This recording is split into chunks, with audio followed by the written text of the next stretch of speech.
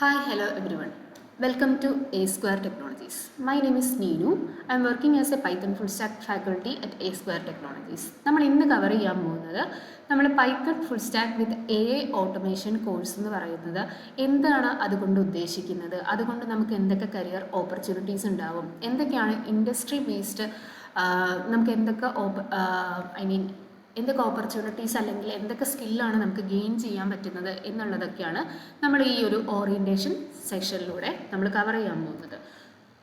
So first of all നമുക്ക് A സ്ക്വയറിൻ്റെ ഒരു ജേർണിയിൽ നിന്ന് സ്റ്റാർട്ട് ചെയ്യാം. എ സ്ക്വയർ 2012 ബിഗിൻ ചെയ്യുന്നതെന്ന് പറയുന്നത്. അതിൻ്റെ ഒരു ജേർണി എന്ന് പറയുന്നത് ഫസ്റ്റ് ഓഫ് ഓൾ നമ്മളൊരു സോളോ കോർപ്പറേറ്റ് ട്രെയിനിങ് പ്രൊവൈഡർ ആയിട്ടായിരുന്നു എ സ്ക്വയർ സ്റ്റാർട്ട് ചെയ്തിട്ടുണ്ടായിരുന്നത്. ദെൻ ഗ്രാജുവലി വളർന്ന് ഓവർ എ ഡെക്കേഡായിട്ട് നമ്മൾക്ക് ട്രെയിനിങ് കരിയറിൽ നമ്മൾ സ്റ്റുഡൻസിന് പുതിയ ഡെവലപ്പേഴ്സിനെ ബിൽഡ് ചെയ്യാനായിട്ട് നമ്മൾ എസ്റ്റാബ്ലിഷ് ചെയ്തൊരു കമ്പനിയാണ് എ സ്ക്വയർ ടെക്നോളജീസ് എന്ന് പറയുന്നത്.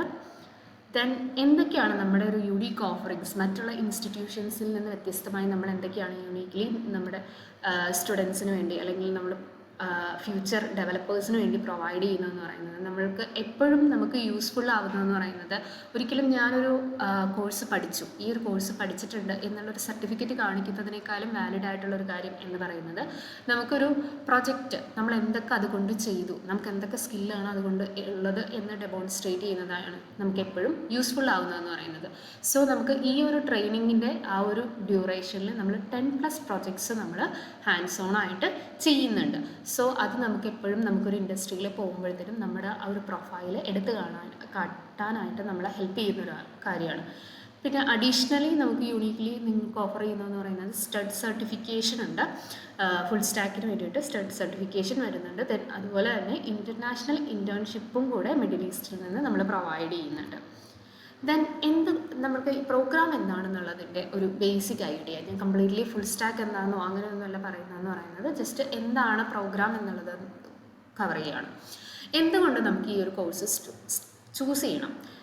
നമുക്ക് ഇത് നമ്മൾ ഡിസൈൻ ചെയ്തിരിക്കുന്നതെന്ന് പറയുന്നത് ഫോക്കസ്ഡ് ഓൺ സ്റ്റുഡൻസിനെ ഫോക്കസ് ചെയ്തിട്ട് നമ്മൾ, അല്ലെങ്കിൽ ഒരു നമുക്കൊരു കരിയർ ചേഞ്ച് വേണം. ഞാൻ ഇന്നൊരു കരിയറിലാണ് ഇതുവരെ വർക്ക് ചെയ്തിരുന്നത്, എനിക്ക് IT കരിയറിലേക്ക് ചേഞ്ച് ചെയ്യണം, അങ്ങനെയുള്ളവർക്കോ അല്ലെങ്കിൽ കരിയർ റീസ്റ്റാർട്ട് ചെയ്യുന്നവർക്കോ ഒക്കെ വേണ്ടിയിട്ട് ഫോക്കസ് ചെയ്തിട്ടാണ് നമ്മൾ ഈ ഒരു പ്രോഗ്രാം സ്റ്റാർട്ട് ചെയ്തിട്ടുള്ളതെന്ന് പറയുന്നത്. സോ ഈ ഒരു പ്രോഗ്രാമിൻ്റെ അകത്ത് നമുക്ക്, അല്ലെങ്കിൽ ഈ ഒരു കോഴ്സിൽ നമുക്ക് ചെയ്ത് കഴിഞ്ഞ് കഴിഞ്ഞാൽ നമുക്ക് ഇത്രയും ഒരു ജോബ് റോൾസിലേക്ക് അപ്ലൈ ചെയ്യാനായിട്ട് സാധിക്കും. അത്രയും പോർഷൻസ് കവർ ചെയ്തിട്ട് അല്ലെങ്കിൽ അത്രയും ടെക്നോളജീസ് കവർ ചെയ്തിട്ടാണ് നമ്മൾ ഈ ഒരു കോഴ്സ് ഡെവലപ്പ് ചെയ്തെടുത്തിരിക്കുന്നത്. ഫുൾ സ്റ്റാക്ക് ഡെവലപ്പേഴ്സായിട്ടോ അല്ലെങ്കിൽ പൈത്തൺ ഡെവലപ്പേഴ്സായിട്ടോ ബാക്ക് എൻഡ് എഞ്ചിനീയേഴ്സായിട്ടൊക്കെ നമുക്ക് എന്ത് ചെയ്യാനായിട്ട് സാധിക്കും, നമുക്കൊരു കരിയർ ചൂസ് ചെയ്യാനായിട്ട് സാധിക്കും.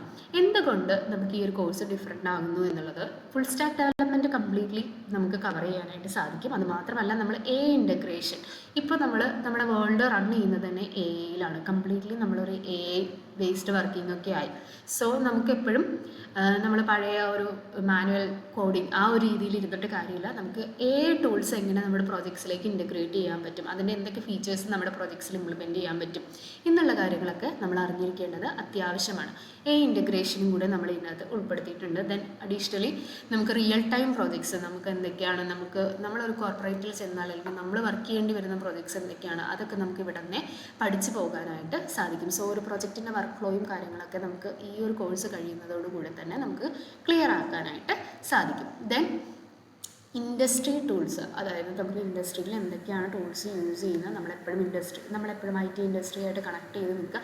സോ നമുക്ക് ഇൻഡസ്ട്രി ചേഞ്ച് ചെയ്തുകൊണ്ടിരിക്കുകയാണ്. അപ്പോൾ അവിടെ വരുന്ന പുതിയ ടൂൾസ് കാര്യങ്ങളൊക്കെ ബേസ് ചെയ്തിട്ടാണ് നമ്മൾ ഈ ഒരു കോഴ്സ് ഡിസൈൻ ചെയ്തിരിക്കുന്നതെന്ന് പറയുന്നത്. ദെൻ ഇൻറ്റേൺഷിപ്പ് ഓറിയൻറ്റഡ് ട്രെയിനിങ് ആണ് നമ്മൾ പ്രൊവൈഡ് ചെയ്യുന്നതെന്ന് പറയുന്നത്. അതായത് നിങ്ങളൊരു കമ്പനിയിൽ പോയി വർക്ക് ചെയ്യുന്ന സമയത്ത് എങ്ങനെയാണോ വരുന്നത് ആ ഒരു രീതിയിൽ തന്നെയായിരിക്കും നമ്മുടെ ട്രെയിനിങ്ങും വരുന്നുണ്ടാവുക. സോ നമുക്കൊരു ക്ലാസ് അറ്റൻഡ് ചെയ്യുക, പോവുക, അത് കഴിഞ്ഞ് പിന്നെ എക്സാമിന് പഠിക്കാം, ആ ഒരു രീതിയല്ല. നമുക്ക് എപ്പോഴും നമ്മൾ ചെയ്യുന്ന കാര്യം, നമ്മളിപ്പോൾ പഠിക്കുന്ന കാര്യം എന്താണോ അത് നമ്മൾ പ്രാക്ടിക്കലി ഒരു പ്രൊജക്റ്റിൽ ഇംപ്ലിമെൻറ്റും കൂടെ ചെയ്ത് നോക്കുന്ന രീതിയിലായിരിക്കും കോഴ്സ് പോകുന്നുണ്ടാവുക.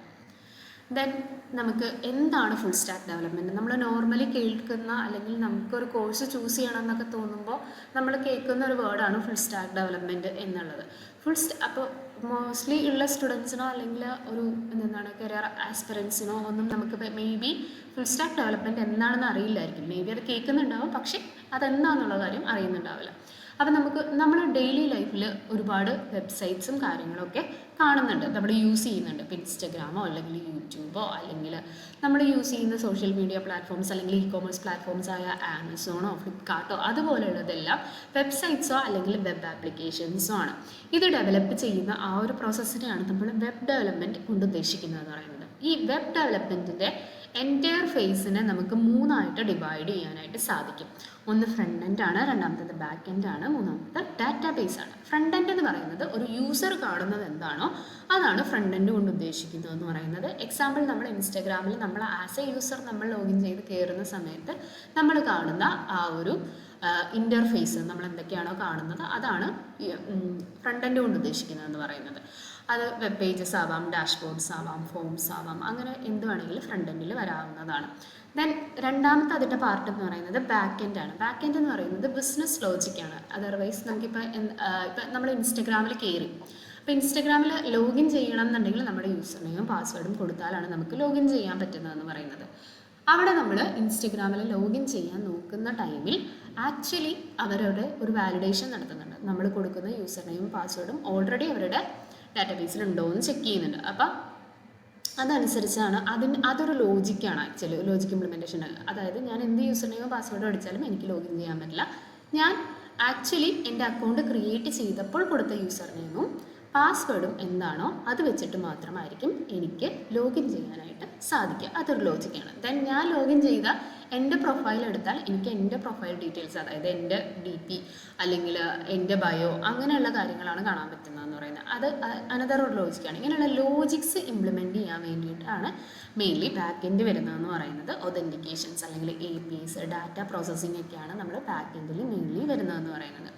ദെൻ വരുന്നത് ഡാറ്റാബേസ് ആണ്. എല്ലാ വെബ് ആപ്ലിക്കേഷൻ്റെയും ഒരു ഇൻറ്റഗ്രൽ അല്ലെങ്കിൽ ഇമ്പോർട്ടൻറ്റ് പാർട്ടാണ് ഡാറ്റാബേസ് എന്ന് പറയുന്നത്.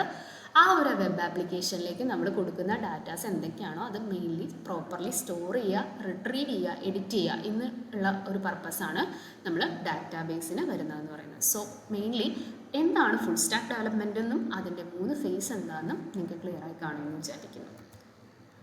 ദെൻ വരുന്നത് എന്തുകൊണ്ട് പൈത്തൺ, നമുക്ക് ഫുൾ സ്റ്റാക്ക് ഡെവലപ്മെൻറ്റ് പൈത്തൺ തന്നെ യൂസ് ചെയ്യണമെന്ന് യാതൊരു നിർബന്ധമില്ല. നമുക്ക് ഒരുപാട് ടെക്നോളജീസിൽ ഫുൾ സ്റ്റാക്ക് ഡെവലപ്മെൻറ്റ് വരുന്നുണ്ട്. അപ്പോൾ അതിൻ്റെ അകത്ത് വ്യത്യാസം എന്ന് പറയുന്നത് ചെയ്യുന്ന ഔട്ട്പുട്ട് മേ ബി സെയിം, പക്ഷേ കോഡ് ചെയ്യുന്ന ലാംഗ്വേജിലാണ് അതിൻ്റെ അകത്ത് വ്യത്യാസമുള്ളതെന്ന് പറയുന്നത്. ഇപ്പോൾ ജാവ ആണെങ്കിൽ ജാവ ആയിരിക്കും ചെയ്യുന്നത്, PHP ആണെങ്കിൽ PHP ആണ്, .NET ആണെങ്കിൽ .NETൻ്റെ ലാംഗ്വേജ്, C# ഒക്കെയാണ് ലാംഗ്വേജ് വരുന്നതെന്ന് പറയുന്നത്. സോ എന്തുകൊണ്ട് പൈത്തൺ ഫുൾ സ്റ്റാക്ക് നമ്മൾ ചൂസ് ചെയ്യണം എന്ന് പറയുന്നത്, ഇപ്പോൾ വേൾഡിൽ ഏറ്റവും മോസ്റ്റ് പോപ്പുലർ പ്രോഗ്രാമിംഗ് ലാംഗ്വേജാണ് പൈത്തൺ എന്ന് പറയുന്നത്. അതിൻ്റേതായ കുറച്ച് റീസൺസ് ഉണ്ട്. എന്ന് വെച്ച് കഴിഞ്ഞാൽ, ഒന്ന്, അത് ഈസി ടു ലേൺ ആണ്. ഒരു ബിഗിനറിനെ സംബന്ധിച്ചിടത്തോളം പഠിക്കാൻ ഏറ്റവും എളുപ്പമുള്ള ഒരു ലാംഗ്വേജാണ് പൈത്തൺ എന്ന് പറയുന്നത്. പിന്നെ അതിന് സിമ്പിൾ സിൻടാക്സും കാര്യങ്ങളൊക്കെയാണ്. സിൻടാക്സ് മീൻസ് ഒരു പ്രോഗ്രാം ഡിസൈൻ ചെയ്യുന്ന റൂൾസ്, ആ റൂൾസ് കാര്യങ്ങളൊക്കെ പൈത്തണ് കുറച്ചും കൂടി സിമ്പിളാണ്. ഒരു ബിഗിനർക്ക് പെട്ടെന്ന് മനസ്സിലാവുന്ന രീതിയിലുള്ള സിൻടാക്സും കാര്യങ്ങളാണ് പൈത്തൺ പ്രൊവൈഡ് ചെയ്തിരിക്കുന്നത്. ദെൻ പവർഫുൾ ലൈബ്രറീസ്, അതായത് നമുക്ക് എന്തെങ്കിലും ഒരു ഫീച്ചേഴ്സോ കാര്യങ്ങളൊക്കെ ഇംപ്ലിമെൻറ്റ് ചെയ്യണമെന്നുണ്ടെങ്കിൽ അതിന് വേണ്ടിയിട്ടുള്ള ലൈബ്രറീസൊക്കെ ഓൾറെഡി പൈത്തണിൽ ഉണ്ടാവും. പിന്നെ നമ്മുടെ ഫ്യൂച്ചർ ടെക്നോളജീസായ AI, മെഷീൻ ലേണിംഗ് സപ്പോർട്ടൊക്കെ പൈത്തൺ പ്രൊവൈഡ് ചെയ്യുന്നുണ്ട്. ടോപ്പ് കമ്പനീസ് എല്ലാം പൈത്തൺ യൂസ് ചെയ്യുന്നുണ്ട്. അതുപോലെ ഹൈ ജോബ് ഡിമാൻഡാണ് പൈത്തണിന് വരുന്നതെന്ന് പറയുന്നത്. അതൊക്കെയാണ് മെയിൻലി വരുന്ന പൈത്തൺ ചൂസ് ചെയ്യാനുള്ള റീസൺസ് എന്ന് പറയുന്നത്. കമ്പനീസ് മെയിനായിട്ട് പൈത്തൺ യൂസ് ചെയ്യുന്ന ഒരു ഫേമസ് ആയിട്ടുള്ള കുറച്ച് കമ്പനീസാണ് ഞാൻ ഈ ലിസ്റ്റ് ഔട്ട് ചെയ്തിരിക്കുന്നത്. ഗൂഗിൾ, നെറ്റ്ഫ്ലിക്സ് പോലുള്ള പ്ലാറ്റ്ഫോംസ് എല്ലാം പൈത്തൺ യൂസ് ചെയ്യുന്നുണ്ട് അവരുടെ വെബ് ഡെവലപ്മെൻറ്റിന് വേണ്ടിയിട്ട്. നെക്സ്റ്റ് നമുക്ക് എങ്ങനെയാണ് സോഫ്റ്റ്വെയർ ഡെവലപ്മെൻറ്റിനെ AI ചേഞ്ച് ചെയ്യുന്നത്. നമുക്ക് ട്രഡീഷണൽ ഡെവലപ്മെൻറ്റ് എന്ന് പറയുന്നത് മാനുവലി, അതായത് ഒരു കോഡർ കോഡ് ചെയ്യുന്നു, കംപ്ലീറ്റ്ലി കോഡ് ചെയ്യുന്നു, മാനുവലി ടെസ്റ്റ് ചെയ്യുന്നു, മാനുവലി സപ്പോർട്ട് സിസ്റ്റംസ് ബിൽഡ് ചെയ്യുന്നു, അങ്ങനെയുള്ള കാര്യങ്ങളായിരുന്നു നേരത്തെ വർക്ക് ചെയ്തിരുന്നതെന്ന് പറയുന്നത്. ഇപ്പോൾ നമ്മൾ കംപ്ലീറ്റ്ലി അത് ചേഞ്ച് ചെയ്തു. ഒരു ഹ്യൂമൻ്റെ അത്രയും എഫേർട്ടിന് പകരം നമ്മളെപ്പോഴും ഹാർഡ് വർക്കിനേക്കാളും കൂടുതൽ സ്മാർട്ട് വർക്കാണ് നമ്മൾ പ്രിഫർ ചെയ്യേണ്ടത്. എസ്പെഷ്യലി ഡെവലപ്മെൻറ്റിൻ്റെ കേസിൻ്റെ അകത്ത് നമ്മൾ ഇരുന്ന് കോഡ് ചെയ്യുന്ന ആ ഒരു ടൈമിൽ മേ ബി നമുക്ക് അതിനേക്കാൾ കൂടുതൽ കാര്യങ്ങൾ ആ ഒരു വെബ്സൈറ്റിലേക്ക് ചെയ്യാനായിട്ട് സാധിക്കും വിത്ത് AI. അപ്പോൾ നമ്മൾ കൂടുതലായിട്ട് AI യൂസ് ചെയ്യുക.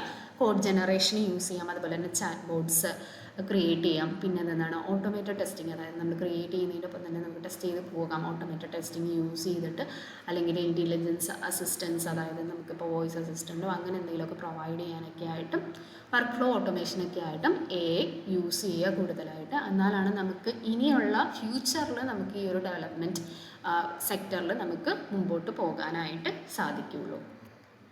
ദെൻ എങ്ങനെയാണ് നമുക്ക് ഈ ഒരു കോഴ്സിൻ്റെ ലേണിംഗ് വരുന്നത് എന്നുള്ളതാണ് മെയിനായിട്ടുള്ള ഫേസസ് ആണ് നമ്മൾ എടുത്തിരിക്കുന്നതെന്ന് പറയുന്നത്.